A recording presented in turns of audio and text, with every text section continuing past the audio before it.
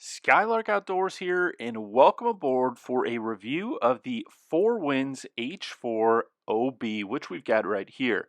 This is at the Palm Beach International Boat Show in 2024, and it's got a price of $74,900. But what's unique about this boat is that it has a very large capacity for a smaller size boat. You can fit up to 13 people on this 24-foot boat.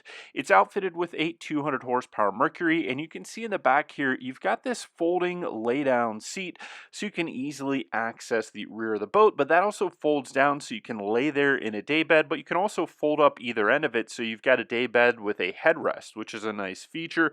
You can fit a couple of people back there, as well as you've got a couple of cup holders. So I think that's a really nice feature that allows you to lay out and enjoy the sun. Here we've got the arch, and you can fold that down if you want to store this in your garage, no problem. And then we've got our helm and controls. Over here we've got the throttle controls for the Mercruiser Outboard.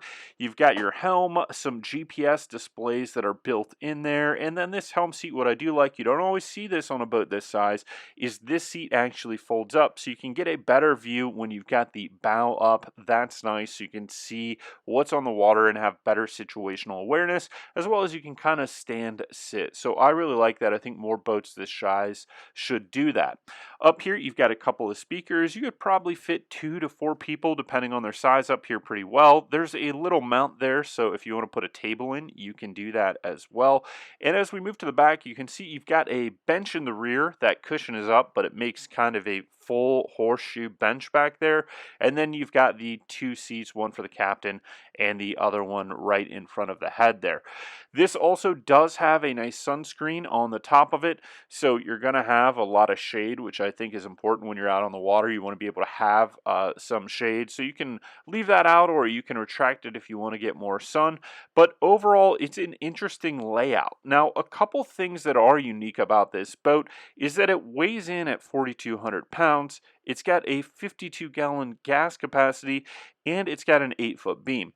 What that means is that this is going to be a very easy boat to trailer. So if you want to take it to a lake, you're going to be able to do that. You could probably do some light saltwater. I wouldn't necessarily want to go offshore on this boat. It does have an 18-degree dead rise. You've got the 200 horsepower engine, and it does draft 18 inches. I think this is a perfect boat for if you want to be able to enjoy a lake, even a larger lake. You want something that you could trailer behind a car or maybe even a larger SUV. Whatever distance you want to take it, this is not a size at 24 feet that's going to be too uncomfortable. And with a 4,200 pound weight, and let's say you add 1,500 pounds for a trailer, you're still right at about 6,600 pounds, and you shouldn't have any issues trailering this with most trucks, even the smaller size ones. Now, one of the things that I think is interesting about this market is that with the outboard power, you are going to have what I think is an easier to maintain boat in terms of if you've got cold weather, you don't have to winterize it like you would an inboard boat. And that's a trend with boats of this size. Rather than the inboard power, they're all going to outboard power. And I like that trend because it does give you the flexibility if you did want to take this down to Florida, or you just want to have it in an area where you do have fresh water. It's going to be typically less maintenance and lower cost maintenance than a traditional inboard. And that's for a couple of reasons. You can change all the fluids from the exterior of the boat rather than the interior of the boat, and a lot of times if you've worked on inboards, you know that there are space constrictions when you're working there.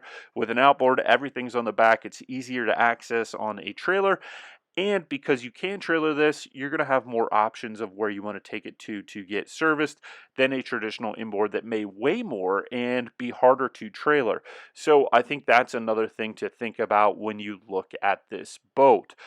And if you're using it in salt water, you can then flush it when you get it off the water, which is much harder to do in an inboard. Or if you live in an area, let's say like Michigan, where you get cold weather at the beginning and the ends of seasons, a lot of people up there, they are not going to de-winterize their boat or winterize their boat till a particular time and that shortens down the season, because once it's winterized with an inboard boat, you don't want to unwinterize it. It's kind of a process.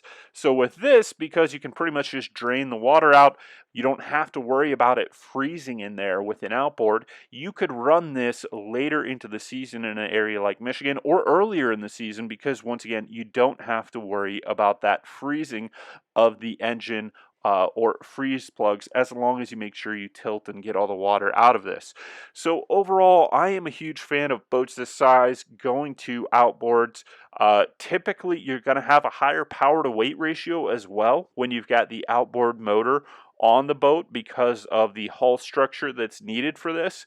So you also tend to get a little bit better performance. Overall, if I was looking at a boat for a lake, or just a versatile boat that you could take in some brackish water if you wanted to, as long as you were going to make sure that you flush this out, or you want to go on that occasional trip to Florida or North Carolina and you want to bring your boat along, this is a boat that is potentially great for those options.